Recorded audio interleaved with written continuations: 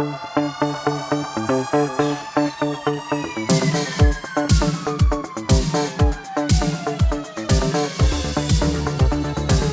up, everyone? This is the Next Tape Podcast, episode 205, with Mikel and Tanyka.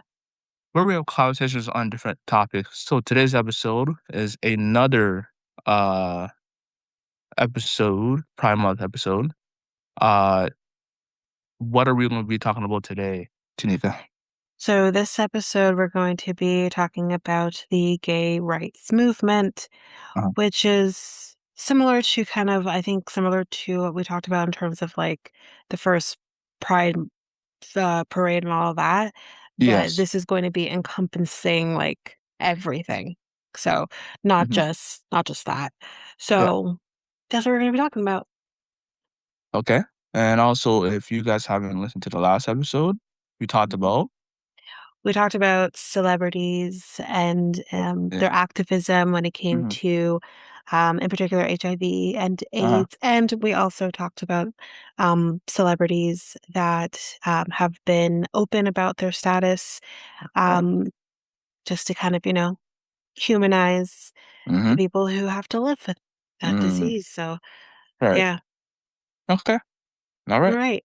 Let's get to it. Let's jump in. So, the gay rights movement, which was a civil rights movement that advocates equal rights for LGBTQ persons, so that would include lesbians, gays, bisexuals, transgender people, and just queer people, seeks to eliminate sodomy laws because, yeah, let's be very clear here.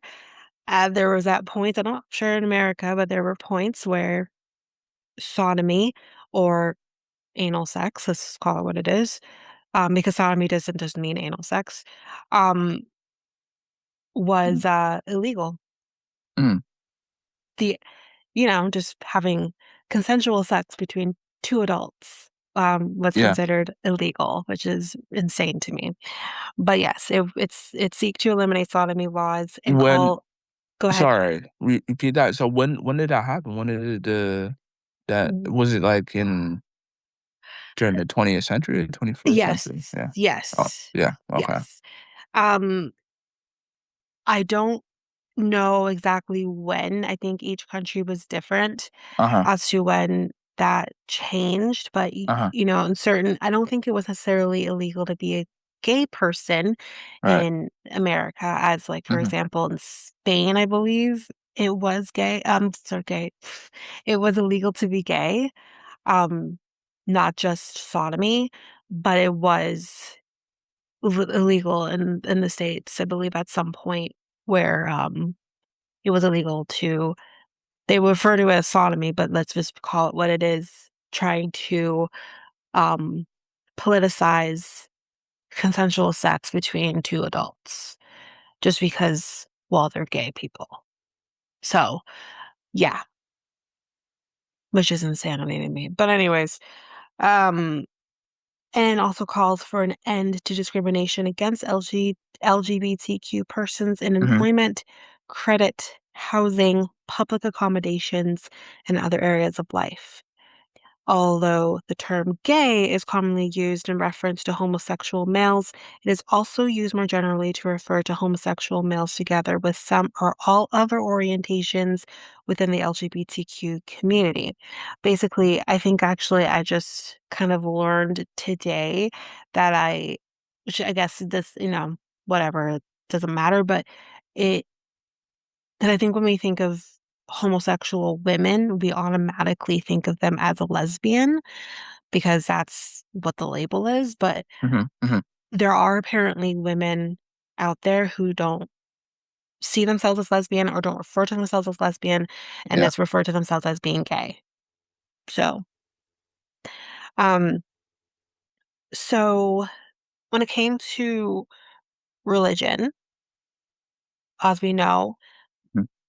depending on the religion you're in, but for most religions, um, sexual relations between individuals of the same sex, particularly men, long stigmatized such behavior, but most legal codes in Europe are silent on the subject of homosexuality and bisexuality.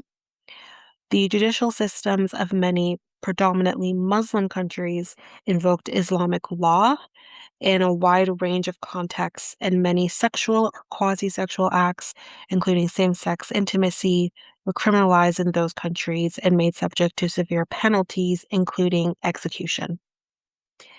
Um, which is Mm. again really, really sad. But Right. I would imagine in Islamic law having sex with a same-sex partner would be considered haram, so which is that's another topic for another day. But beginning in the 16th century, lawmakers in England began to categorize sexual relations between males as criminal rather than simply immoral. In the 1530s, during the reign of Henry the Eighth, I think, England passed the Buggery Act, buggery, which made sexual relations between men a criminal offense punishable by death. So if men were having sex with men, you were going to be killed if they found you out. Um, in England and Great Britain, sodomy remained a capital offense punishable by hanging until 1861, Mm. which, if you think about it, my God, that's obviously it's a long time ago, Yeah. but it's not that long ago. Like, it's over 200 years. Like, that, it's not that long ago to think Mm. about. Like, that people will be hung for being gay. It, anyway, 2 decades later in 1885, Mhm. Parliament passed an amendment sponsored by Henry de Pré-Labourgerie. Sorry, it's French. That created the offense of gross indecency for same-sex male sexual relations, enabling any form of sexual behavior between men to be prosecuted. Um, or am I here? Lesbian sexual relations, because they were unimaginable to male legislators. Oh my God, how could women ever want to have sex with each other? Mm. Were not subject to the law. Right. So men would be punished, women would not, because men are men and think, well, how could a woman never want to have sex with a man? Newsflash. If Mm. I could, if I were queer in some way, trust me, I would rather, because men. Anyway, that's another story for another day. Yeah. Yeah. Likewise, in Germany in the early 1870s, Mhm. when the country was integrating the civil codes of various disparate kingdoms, the final German penal code included paragraph 175, which criminalized same-sex male relations and made them subject to penalties, including imprisonment and loss of civil rights. So Mhm. you could Mhm. lose your rights if you decided to be, not decided, I shouldn't say that, but you were gay. Yeah. Bef- Before the end of the 19th century, there were scarcely any movements for gay rights. Indeed, in his poem Two Loves, which was written in 1894, Lord Alfred, or Bosie Douglas, Oscar Wilde's lover, declared, quote, I, homosexuality, am the love that dare not speak its name. Mhm. Homosexual and bisexual men and women were given voice in 1897 with the founding of the Scientific Humanitarian Committee in Berlin. Their first activity was a petition to call for the repeal, I should probably say, of paragraph 175. So again, it's that penal code that they added of the Imperial Penal Code. Um, the committee, hold on, the committee published emancipation literature, sponsored rallies, and campaigned for legal reform throughout Germany, as well as in the Netherlands and Austria. And by 1922, it had developed some 25 local chapters. One of the founders of WHK, I think, was again that other one we just talked about. Yeah, this is the WHK was the Scientific Humanitarian Committee. So just I'll refer to as WHK going forward. um, Mm. was Magnus Hirschfeld, who in 1919 opened the Institute for Sexual Science, which anticipated by decades other scientific centers. such as the Kinsey Institute for Research in Sex, Gender, and mhm, Reproduction in the United States, that specialized in sex research. He also helped sponsor the World League of Sexual Reform, which was established in 1928 at a conference in Copenhagen. Despite paragraph 175 and the failure of the WHK to win its repeal, okay, homosexual and bisexual men and women experienced a certain amount of freedom in Germany, particularly during the Weimar period, which was between the end of World War I and the mhm, Nazi seizure of power. God knows what people had to endure in that community during uh-huh. World War II. But Yeah, they probably dealt with a lot during mm, that era. if you were different, Mhm, it doesn't. mhm, I know when it comes to World War II, we think, oh, they were only after Jewish people. Yes, that was their main victim, but it wasn't their only victim. If you're as different in any way, you are most likely going to end up in a death camp. mm, So, um, in many larger German cities, gay nightlife became tolerated and the number of gay publications increased. Indeed, according to some historians, the number of gay bars and periodicals in Berlin in the 1920s exceeded that in New York City 6 decades later. Adolf Hitler's, great, here we go, guys, seizure of power ended this relatively liberal period, as we were predicting. mm, He ordered the reinvigorated enforcement of paragraph 175, and on May 6th, 1933, German student athletes raided and ransacked Hirschfield's archives and burned the institute's materials in a public square, mm, something that they don't talk about in history class. Outside Germany, other organizations were also created. For example, in 1914, the British Society for the Study of Sex Psychology was founded by Edward Carpenter and Havelock Ellis for both promotional and educational purposes. And in the United States, in 1924, Henry Gerber, an immigrant from Germany, founded the Society for Human Rights, which was chartered by the state of Illinois.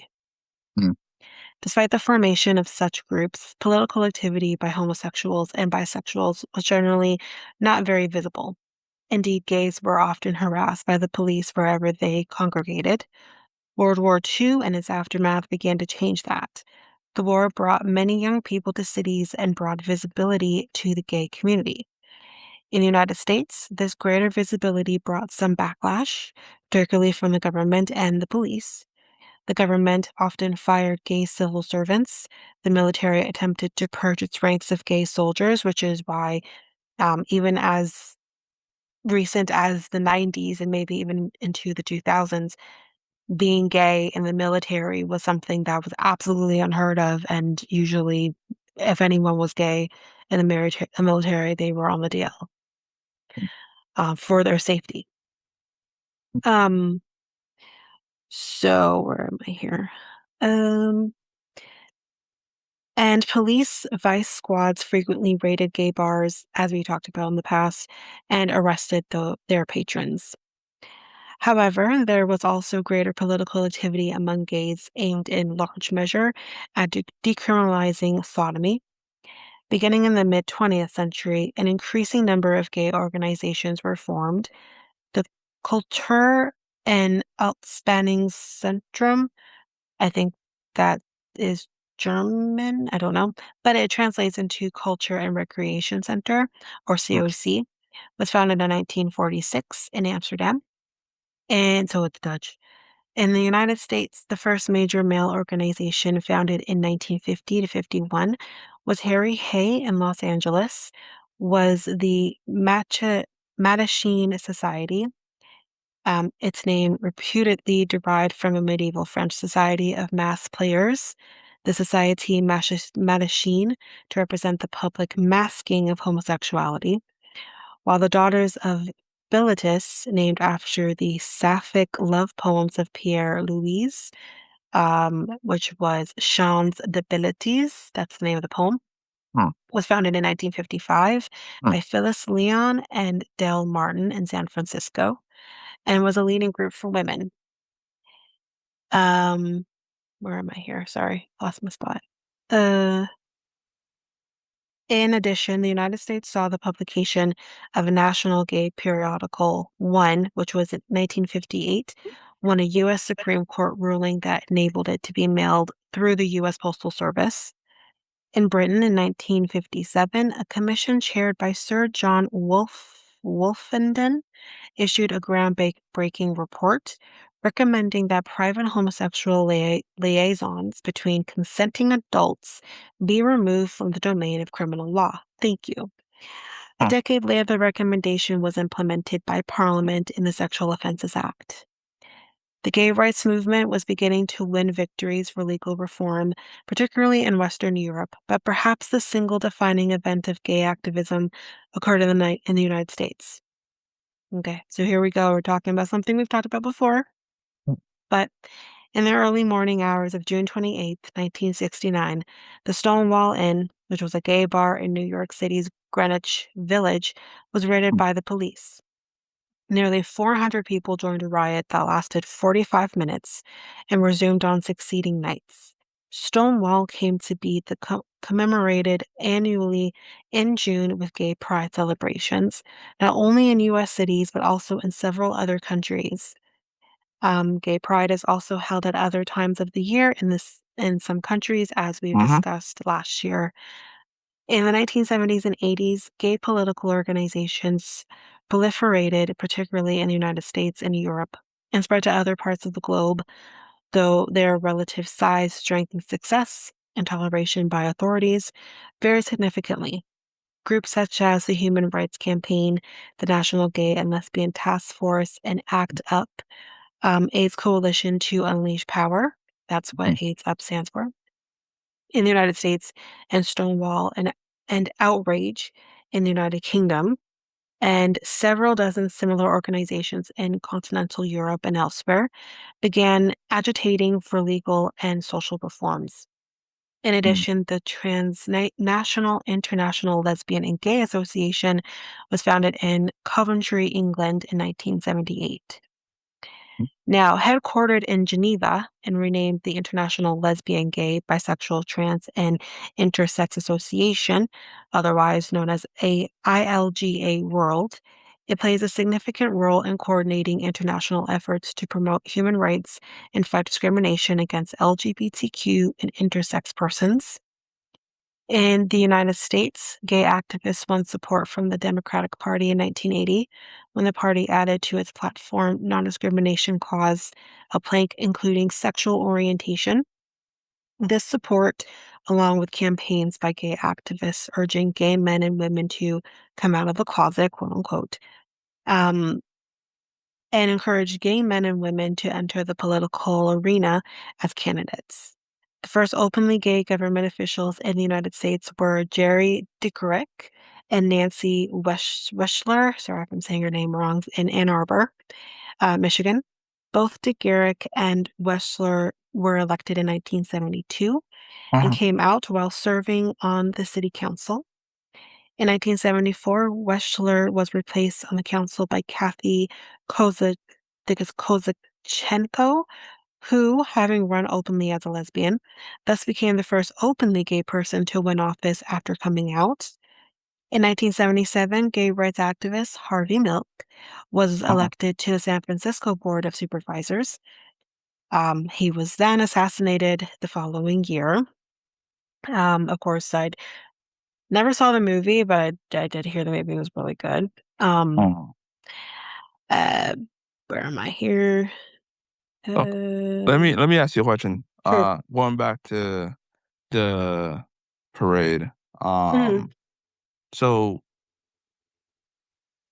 what's the like most popular parades like out of all of them in terms of because I'm seeing that New York's one mhm, and then Madrid, Toronto, mhm, and then Sydney, and then we have London, mhm. and then There's gay also parades everywhere.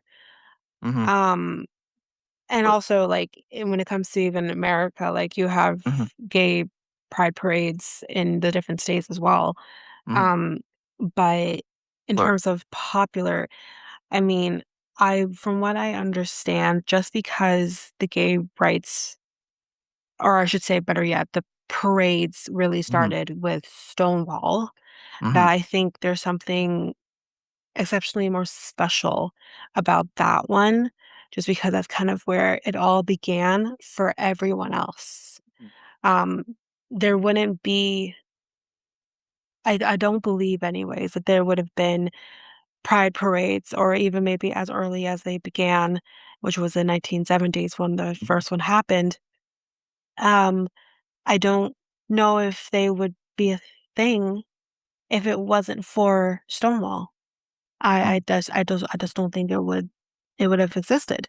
Right. Um, and that's something that I think um that's kind of where I stand with it. Do do you know why, like, a lot of, like, parades are basically restricted? There's some that are restricted, like, in a lot of places, it says I here, think it depends on the place. mm, and the I state really too, do think it depends because on it who we're because they talking about. yeah, okay. So oh, yeah. Alright, Yeah. like, Yeah, because if we're s talking about, like, a place that's, like, for example, like an Islamic, yeah, country, yeah, yeah, depending on which country that is, because there uh, are some Islamic countries that are more liberal than others. and Muslim countries, would Yes, they allow that's okay. yeah, that's yeah, Islamic, but, Oh, um yeah, okay. Yeah. that like I said, there's some countries that are more liberal than others. Mhm, So, like, maybe it's more acceptable to have, like, a pride parade in, yeah, like, Beirut mhm, versus maybe you wouldn't see that in, like, Morocco because Morocco's mhm, not is more conservative.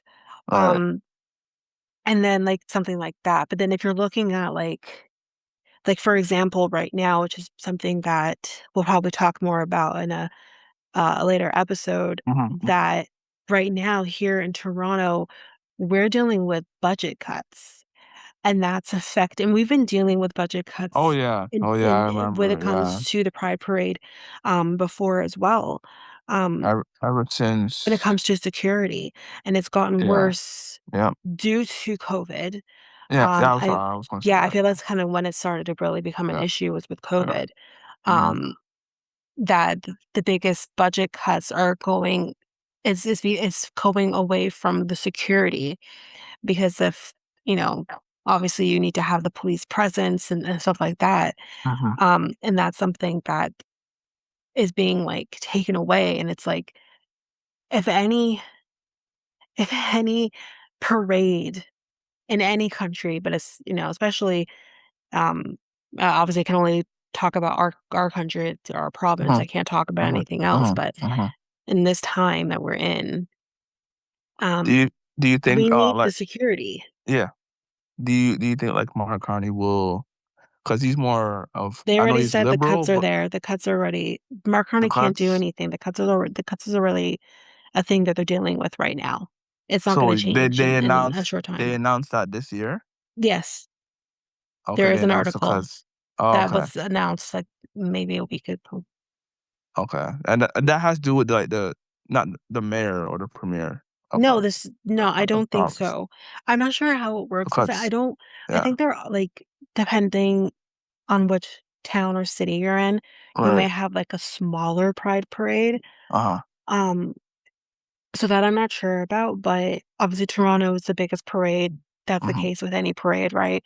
mhm, Um, so it could be, if anything, it's probably more provincial than mm. just municipal. Yeah. I don't think it's federal. No, I'm no, not, no, no, it's not federal, I it's would not. not think it's I federal, but I I would think it's provincial. I just think I think federal just distribute the money and then provincial And then provincial does goes how they the want. how do I want. So, Right. So that's the thing. And it's like, yeah.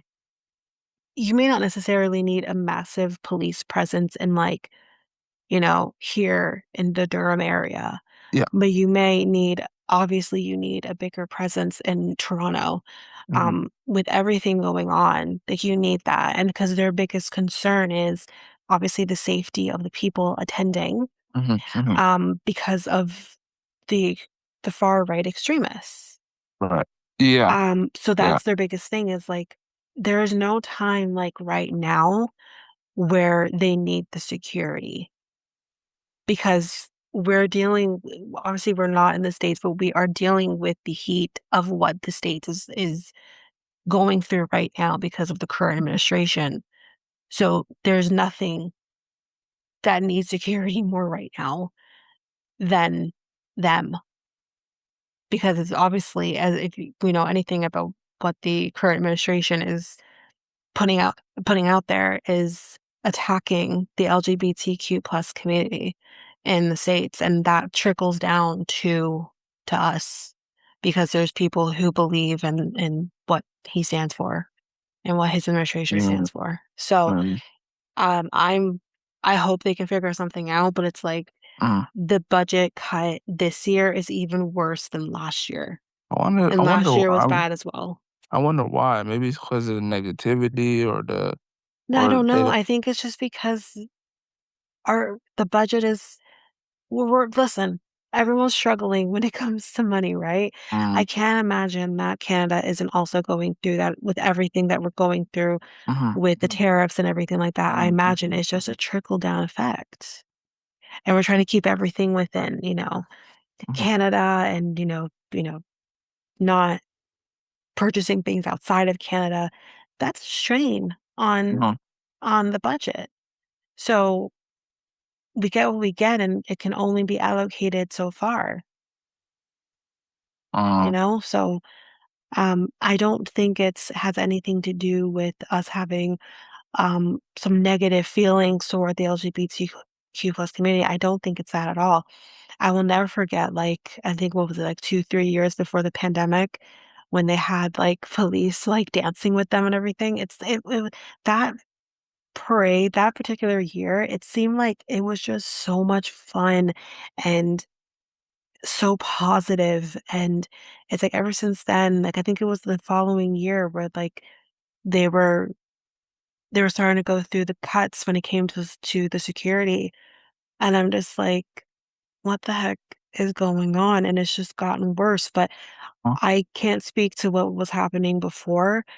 Right now, I can only think that it's just our system is so, under pressure because of just everything. mm. That's all Yeah, I can think yeah. of. I'm saying that's reduce corporate sponsorship, rising event costs, pride organization requesting additional government support, concerns that some festivals may need to scale back if funding gap Yeah, because continues. again, like there's the main Uh, parade, but then there is also other things that happen prior to that, right? Like anything. uh-huh, It's uh-huh, just like, with Caravana, you have like the festivities around Caravana. Right now with the World Cup, they have other festivities around the actual games. Um, you know, so I would imagine as well with Pride, they have other festivities surrounding the actual parade. So yes, it could mean that there could be have to cut back on those festivities, like even the World Cup, which again is uh well, it's a big deal, right? uh-huh. For Canada right now. But Yeah, apparently 'cause they had festivities around the World Cup that mhm, they were apparently going to have free of charge. And apparently, like, they were having some debate on whether or not is it actually gonna be free of charge or are we gonna have to actually charge? uh-huh, Because we're just struggling right now. uh-huh, Like, this is obviously a lot of publicity for all the countries involved in the World Cup, uh-huh. including us, but it's also a huge strain on the economy to do this. Imagine the amount of money going in to have the World Cup run and also run smoothly Yeah, the 6 games are not, like, sold out. So, like, because there's they're gonna be 6 expensive games and there. parking is Yep. expensive. Mhm, mhm, And right mhm, now, like, I don't know about anybody else, but the GO trains have been an absolute show the last couple of weeks right before we have the World Cup starting. And mhm, it's like you can't rely on the GO trains because they've been having signal issues, track issues, equipment issues for the past 2 weeks. It's been an absolute mess. So if you don't wanna rely on that and you wanna drive into Toronto instead, you're looking at paying, like, $75 for parking, which is, like, can't even imagine having to spend $75 on parking and then however much you have to spend on the ticket. No, Mhm. thank you. I don't even wanna be traveling into Toronto during FIFA, but we don't need to talk about that right now either. Right. Um, anyways, Hmm. let's go back to this. So, Okay, yeah. Yeah, go ahead. in Yes, I 19 apologize about that. Yeah, go ahead. no, it's relevant. Yeah. In 1983, Jerry Studs, a sitting U.S. representative from Massachusetts, became the first member of Congress to announce his homosexuality. Barney Frank, who I think I just recently heard about, another member of the U.S. House of Representatives from Massachusetts, also came out while serving in Congress in the 1980s. He was a powerful member of that body and within the Democratic Party into the 21st century. If he is the one that I'm thinking he is, I think he recently actually just passed away, but I don't know if he's the same guy I'm thinking. Um, Tammy Baldwin from Wisconsin became the first openly gay politician to be elected to both the U.S. House in 1998 and the U.S. Senate in 2012. In Uh-huh. 2009, Anise Parker was elected mayor of Houston, which made the fourth largest city in the U.S. Sorry, which made the fourth largest city in the U.S. the largest up to that time to elect an openly gay politician as mayor. In addition, in 2019, Lori Lightfoot became the first openly gay person to be elected mayor of Chicago, and 2 years later, Pete Buttigieg became the Uh-huh. first openly gay cabinet member in American history. Um, where am I here? Okay. Outside the United States, openly gay politicians also scored success as well. So in Canada, in 1998, Glenn Murray became the mayor of Winnipeg, Manitoba, which made him the first openly gay politician to lead a large city in that country.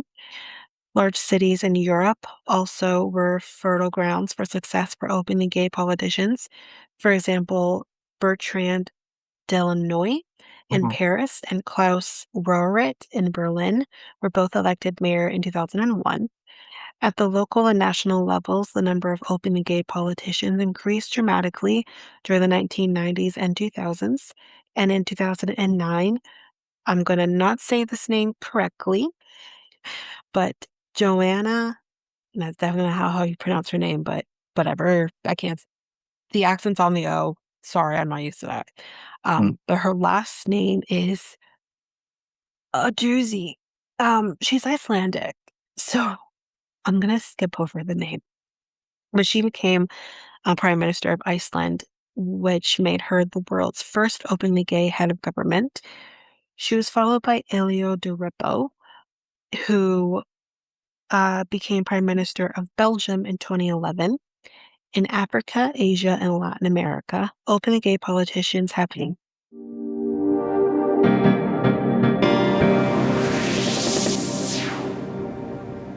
All right, so I'm coming in at the end here. We had to stop abruptly, so we're just going to, or I'm just going to finish up the rest of the episode. So she was followed by Elio de Rupo, who became Prime Minister of Belgium in 2011. In Africa, Asia, and Latin America, openly gay politicians had only limited success in winning office.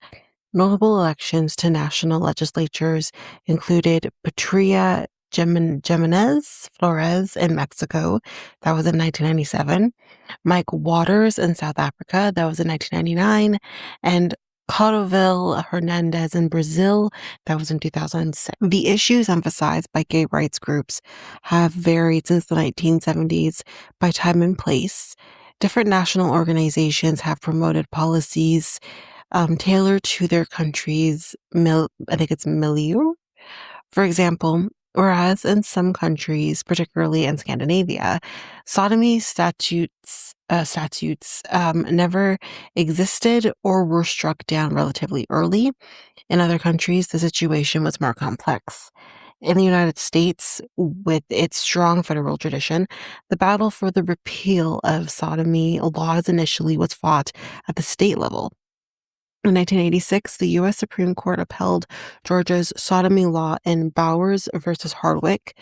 17 years later, however, in Lawrence versus Texas, the court reversed itself, effectively overturning sodomy laws in Texas and 12 other states. Other issues of primary importance for the gay rights movement since the 1970s included combating the HIV/AIDS epidemic and promoting disease prevention and funding for research, lobbying government for non-discriminatory policies in in employment, housing, and other aspects of civil society, ending the ban on military service for gay and lesbian individuals, expanding hate crimes legislation to include protections for gays, including transgender individuals, and securing marriage rights for same-sex couples. In 2010, Democratic President Barack Obama signed legislation that repealed the U.S. military's Don't Ask, Don't Tell policy, which ran from 1993 to 2011, which had permitted gay and lesbian individuals to serve in the military if they did not disclose their sexual orientation or engage in homosexual activity. The repeal effectively ended the ban on homosexuals in the military.